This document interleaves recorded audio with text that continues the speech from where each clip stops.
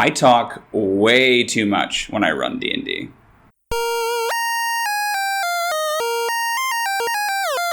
There are two compelling reasons that I think I need to talk less. The first reason is that when I'm talking, I am not listening. I should be listening to my players, to what they want, to what they're interested in, to what they're laughing at.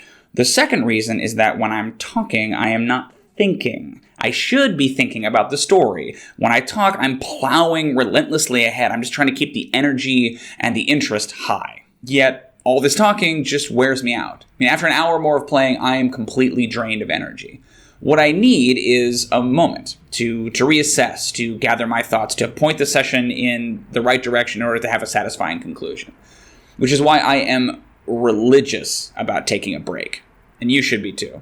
Years ago, I used to enjoy just slogging on, never getting up from behind the screen, and just running the session for as long as I physically could. I actually only implemented the breaks initially for my players because they were screaming to go to the bathroom and they didn't want to miss anything at the table.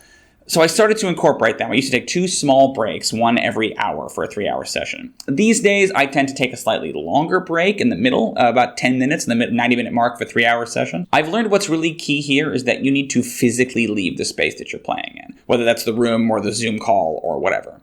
Get up, get a drink, go to the bathroom, maybe pace around like a panther in a cage like I do. Even if you don't need to take a break, even if you don't want to take a break, I want you to take one anyway. What it does is it realigns the session for you. The characters, the NPCs, the story. Honestly, a moment away was all you need to make sure that you can stick that landing. And the landing is everything.